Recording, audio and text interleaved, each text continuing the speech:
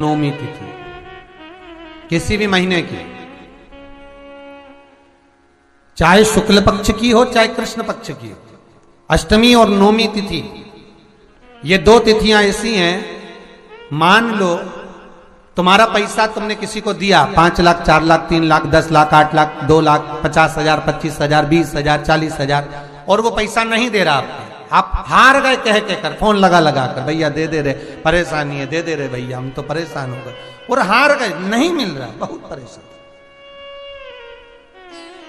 तो महाराज या नवमी तिथि के दिन आप मां जगतजननी जगदम्बा का शिव के साथ में शिव शक्ति का स्मरण कर कर देवी के नाम की 9 आहुतियां सूखे बीले की, मतलब बीला जो सूख चुका है, फल जो सूख चुका है, उसकी 9 आहुतियां अग्नि में शंकर और सती के नाम से, शंकर और शिव के नाम से समर्पित करें, और आखिरी आहुति जो समर्पित करें उसमें थोड़ा सा भाग तिल का, और तिल भी काली नहीं चढ़ती उसमें, श्वेत तिल का भाग उसके साथ लगाकर समर्पित करें, और जिससे धन लेना है उसका नाम लेकर वो समर्पित करें महाराज, उसको सुध आएगी और वो पैसा किसी भी हाल में आपके हाथ में थमाकर जाएगा ही, ये पक्का है। उसकी आहुतियां, हे जगतजननी हे जगदम्बा, तेरा नेत्र बिंदु से जो प्रकट हुआ वृक्ष है बेलपत्र का, उस वृक्ष की एक एक जड़ हो, टहनी हो, डाली हो, फल हो, शूल हो, वो सब मुझे अंगीकार है, मुझे स्वीकार। लक्ष्मी, वो कौन से 2 स्थान हैं जहां तू जाना पसंद नहीं करती? लक्ष्मी, वो कौन से 2 स्थान हैं जो व्यक्ति धारण करता है तो उस व्यक्ति के पास में से 2 साल में, 4 साल में, 6 साल में, 8 साल में तो रुष्ट होकर चली जाती है? वो स्थान कौन से है? तो 2 स्थान माता लक्ष्मी ने बताए हैं। पहला, फूटे हुए बर्तन में भोजन करना। कौन से बर्तन में? जम के बोलिए जरा। जो टूटा बर्तन होता है, खंडित बर्तन होता है, फूटा हुआ बर्तन होता है, कहीं गिलास की किनोर टूट गई है, कहीं कटोरी की किनोर टूट गई है, कहीं थाली की किनोर टूट गई है, और तुम कहीं प्लेट की किनोर टूट गई है और तुम उसमें भोजन कर रहे हो, तो टूटे हुए बर्तन में भोजन करने वाले के पास में लक्ष्मी छिन्न हो जाती है, उसका भाग्य भी फूटे हुए बर्तन की तरह हो जाता है। ये लक्ष्मी का। और दूसरा, फटे हुए वस्त्र धारण करने वाले का भाग्य भी फटे हुए वस्त्र की तरह, जैसे फटा हुआ कपड़े का रेसा रेसा निकलता है, उसी तरह फटे हुए वस्त्र धारण करने वाले की भी जिंदगी में परिश्रम का रेशा निकलता रहता है, पर उसको सुख का भान नहीं होता। आज के जमाने में ये फटे हुए कपड़ों का फैशन आ गया, ये बड़ा दुख की घड़ी है।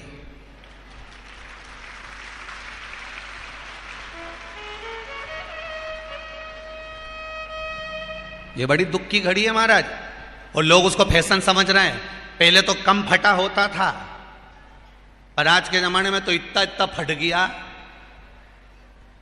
ऐसा लगता है कि दिवाली का बम चलाने गया था दीपावली पे और बम कपड़ों के बीच में से फट गया। इसलिए वो कपड़े कब पहनेंगे? तुमने अब पहन लिया। शास्त्र कह रहा है, लक्ष्मी कह रही है माता पार्वती को कि 2 जगह पर अगर ये 2 क्रम जिस जीव के होते हैं उसके पास में से लक्ष्मी 5 साल में, हम कई बार कहते हैं इन बच्चों को नहीं मालूम, इन नवयुवक लड़कों को नहीं मालूम, इन नवयुवक बेटियों को नहीं मालूम कि फटे हुए कपड़े पहनने का फल क्या है। आज नहीं, विवाह कर कर जब जाएगी तो मायके से जब ससुराल जाएगी, तूने कुंवारी अवस्था में तो खूब फटे हुए कपड़े पहन लिया ने, मम्मी मैं तो जीन्स लूंगी न ये लूंगी, तो खूब फटे हुए पहन, पर वहां जब जाएगी तब मालूम पड़ेगा कि रोना किसको कहते हैं। आज तो पहन लो, वो उसी में की बात है, कल वाली बात याद कर लो। अभी खाओगे तो कुछ दिन के बाद ब्लड बनेगा, और ब्लड बनेगा तब जाके ये शरीर में दौड़ेगा। आज की आज तुमने रोटी खाई तो क्या आज की आज ब्लड बन गया? जम के तो बोलो रे खरगोन वालों, नहीं बनाना। आज खाया है तो ब्लड 8 दिन में, 4 दिन में, 6 दिन में, 2 दिन में, 5 दिन में, 3 दिन में बनेगा। आज की आज ब्लड नहीं बनेगा। आज खाया तो 2 दिन में ब्लड तैयार होकर तुम्हारे शरीर में दौड़ेगा, शरीर में दौड़ेगा तो तुम्हारा शरीर भी चलेगा। उसी तरह तुमने अगर युवानी अवस्था में कुंवारी अवस्था में ये फटे हुए कपड़े पहने हैं, तो जब तुम्हारी अवस्था बढ़ेगी ना, आज नहीं रोना पड़ रहा। आज के जमाने में तो फैशन है साहब, फैशन है तो आज पहन ले, बाद में रो ले, रो बाद में बैठ। नहीं, ताली बजाने से कुछ नहीं होगा री जीजियो, फालतू की बात है। आज यहां से जाते से ही अपने को एक ही काम करना, जितना फटा हुआ कपड़ा है इनके सबके पोछा लगा दो, बाल्टी में डुबाई डुबाई के। ये ताली बजाने से कुछ नहीं होगा। लोग तो कब से चिल्ला रहे हैं हम सुधरेंगे, जम के तो बोलो। गायत्री परिवार वाले रोज चिल्लाते हम सुधरेंगे, हम बदलेंगे। कब बदलोगे?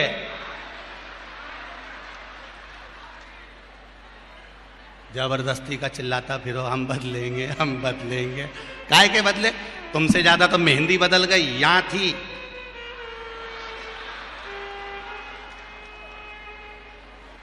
और बची कुची थी तो यहां पहुंच गई, यहां। और पूर्णा कथा करने गए हड़पसर में, तो वहां पूछ लिया हमने, हड़पसर में जाकर हमने पूछा, तनु इधर आ बेटा। अब जजमान के घर की छोरी, हमने कहा बेटा ये तूने क्या करा? अरे गुरुजी वो टेटू है नहीं, टेटू बनवाया है। हमने कहा कितने का बनवाया? अरे गुरुजी 700 रुपये का। हमने कहा तुम मुंबई पुणे वाले फालतू का खर्चा करते हो, 700 रुपये का कहीं गाय को चारा देते तो बेचारी 2-4 दिन तक खाती। अब 700 रुपये का तूने टेटू बनवाया। अरे गुरुजी फैशन चल रहा है। तब हमने कहा बनवाने की जरूरत क्या थी, खुद बना लेती, फ्री में बन जाता। तो क्या गुरुजी अपना हाथ नहीं पहुंचे? नहीं। हमने कहा कैसे नहीं पहुंचे? पहले दीवार पे बना, उन्हें चिपक जा। कैसे नहीं पहुंचे?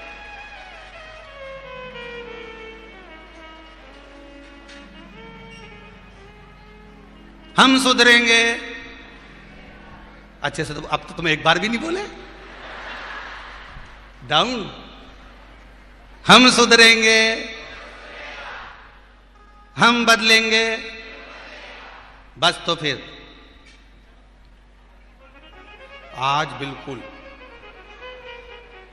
एकदम कि अब कुछ भी हो जाए, ये कितनी भी महंगी जीन्स हो पर फटी हुई नहीं पहनने दूंगी, तो नहीं पहनने दूंगी, चाहे कुछ भी हो जाए।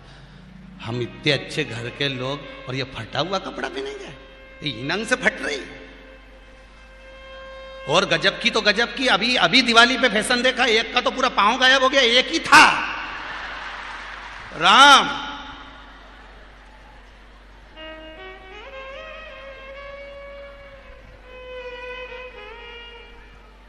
ए सुधर जाओ रे, जितने सुन रहे हो, नहीं तो सिधर जाओ रे।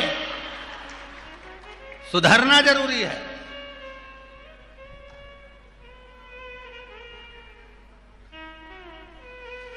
फटे हुए वस्त्र विधारण नहीं कर। घर की बेटियां, घर के लोग ऐसे कपड़े पहने, ये श्रेष्ठता नहीं है महाराज। थोड़ा सुधार।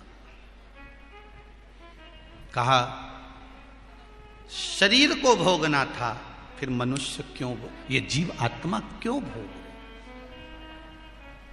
क्योंकि जीवात्मा मरती नहीं। इसको जब भुगताया जाता है तो ये भोगती रहती है, तड़पती है, चिल्लाती है, अब नहीं करूंगी गलती, क्षमा कर दो मुझको।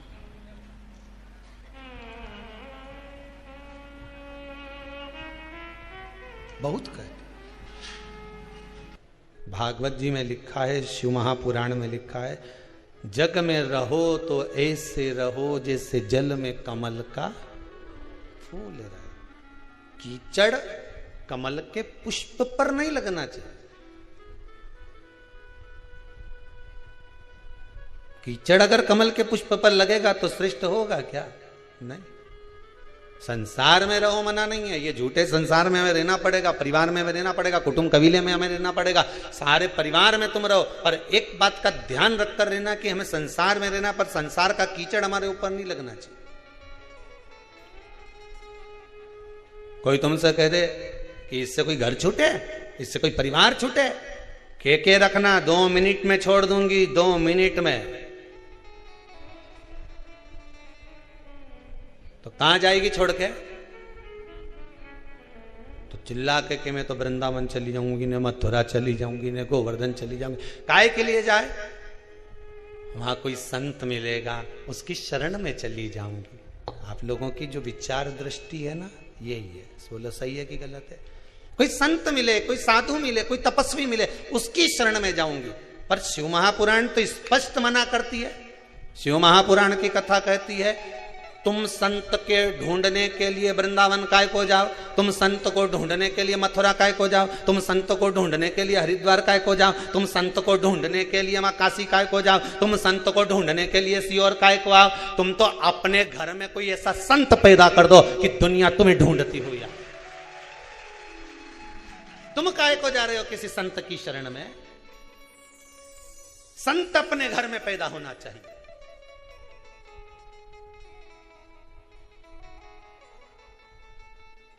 जिसको देखो रोती रोती एक ही बात कि मैं तो किसी संत की शरण चली जाऊं। काय को जाए? शिव पुराण तो कह रही घर में संत पैदा होना चाहिए, सब प्रयास करो। 25-50 लोगों को बिठा कर देखना, बात करके देखना, और साहब तुम्हारा कितना बच्चा? तो क्या हमारा 2-3 बच्चा। अच्छा, तुम्हारा कितना बच्चा? क्या हमारा 2। कोई क्या हमारा 1। कभी से पूछो छोरी कहीं कर रही है? बस मन है मेरा, मैं उसको डॉक्टर बनाना चाहती। ओहो, उससे पूछा तुम? बस मैंने तो सीए की पढ़ाई में लगा दिया उसको, सीए बनाना चाहूँ। कोई तुमसे पूछे तो तुम क्या जवाब दोगे? बोलते जाओ मैं सीए बनाना चाहूँ, कोई कि मैं इंजीनियर बनाना चाहूँ। 50 लोगों को क्या, पूरी पृथ्वी के लोगों को बिठा कर देख लेना, 50 रिश्तेदारों को बिठा कर देख लेना, एक ही बात के, कोई कि मैं इंजीनियर बनाना चाहूँ, कोई कि मैं डॉक्टर बनाना चाहूँ, कोई कि मैं अपनी छोरी के कलेक्टर बनाना चाहूँ। पर आज तक किसी के मुंडा से नहीं निकला कि मैं इसको सावित्री और सीता बनाना चाहूँ।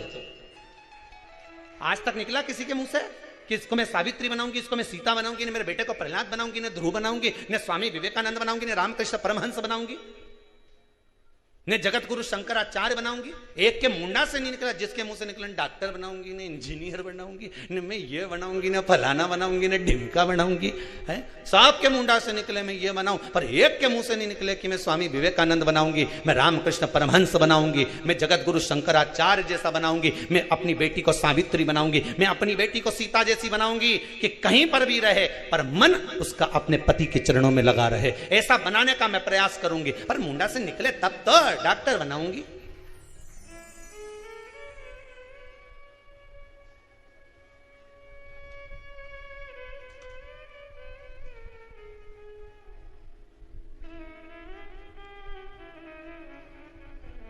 सबको धन दिख रहा है, इंजीनियर बनेगा मेरा बेटा तो खूब जम के बोलो कमाएगा, डॉक्टर बनेगी मेरी बेटी खूब कमाएगी, सीए बनेगा मेरा बेटा खूब कमाएगा,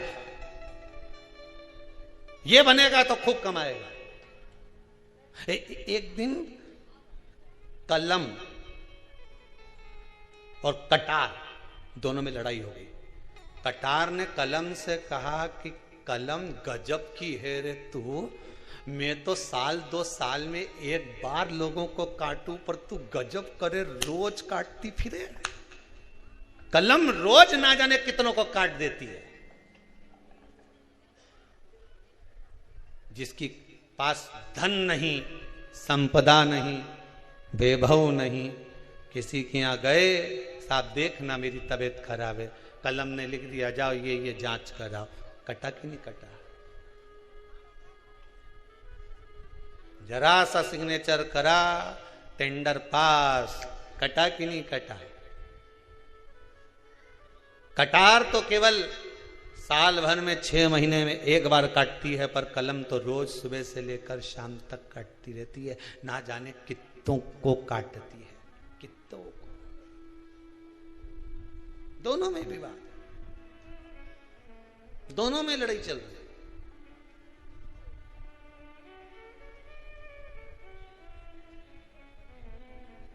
अपने बच्चों को स्वामी विवेकानंद बनाने का प्रयास तो करो।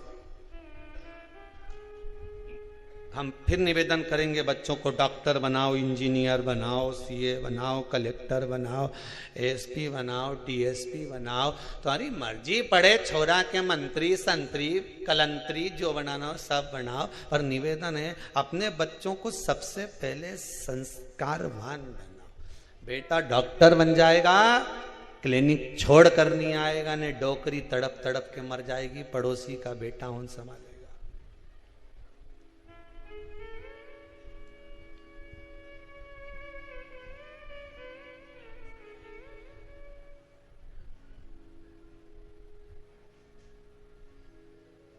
हो सकता है कि इस संपूर्ण विश्व सागर में किसी को तन की तकलीफ हो, किसी को मन की तकलीफ हो और किसी को धन की तकलीफ हो, उसकी पूर्ति कौन करेगा? मान लो अगर मैंने बना भी दिया इस संसार सागर को, ब्रह्मा जी करें, अगर मैंने बना दिया इस संपूर्ण सागर को, अगर मनुष्य की देह भी बना दी, तो इसका भरण पोषण करने वाला कौन होगा? स्वयं त्रिकालदर्शी शंकर भगवान विष्णु के यहां। तो भगवान विष्णु उठकर खड़े हो गए कि भोलेनाथ आए हैं, आइए प्रभु पधारो, आपका आगमन हुआ है नाथ।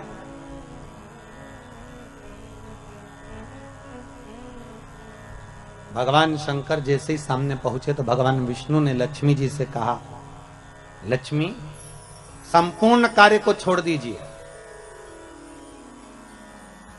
और संपूर्ण कार्य छोड़कर आज भगवान देव अधिदेव महादेव आए हैं, उनके आदर में लग जाइए।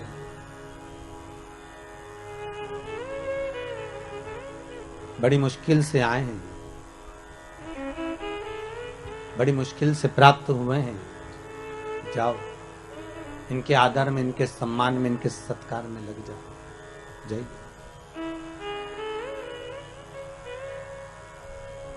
लक्ष्मी जी सबसे पहले अगर कहीं गई तो माता लक्ष्मी ने, जैसे भगवान विष्णु ने कहा कि इनका आदर करो, सम्मान करो, सत्कार करो, तो लक्ष्मी जी अगर सबसे पहले अगर कहीं गई तो माता पार्वती के पास गई और जगत जननी जगदम्बा पार्वती जी ने पूछ लिया, लक्ष्मी कैसे आना हुआ, क्या बात है, तुम्हारे आने का कारण क्या है, तुम क्यों आई हो? लक्ष्मी जी बोली, पार्वती आज भगवान भूत भावन भूतेश्वर भगवान शंकर, आज त्रिलोकी का नाथ त्रिकालदर्शी कैलाशी अविनाशी शिव बैकुंठ में आए हैं।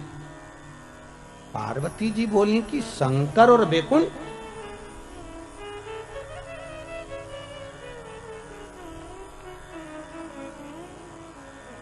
क्या चाहती हो? लक्ष्मी जी बोली, बस चाहना क्या है, आपसे निवेदन केवल इतना है कि आप ऐसा कोई उपाय बता दो जिससे शंकर जी प्रसन्न हो जाएं और मैं भूत भावन भूतेश्वर को रिझाऊं कैसे,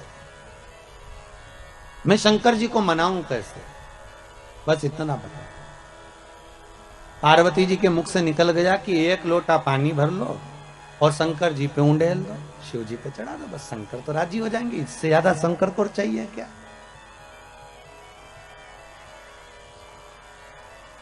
अब लक्ष्मी जी ने बड़े मन से पार्वती से कहा कि शंकर को पानी तो चढ़ा दूंगी मैं, पर एक निवेदन करूं मैं कि शिव को कौन सा जल प्रिय लगता है, हम शंकर को कौन सा जल चढ़ाने कि शंकर प्रसन्न हो जाए।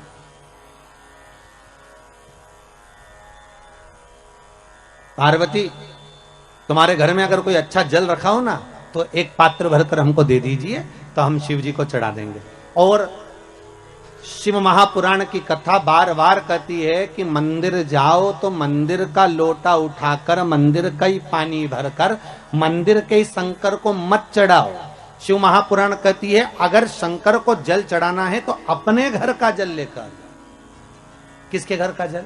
अपने घर का, दूसरी जगह का नहीं।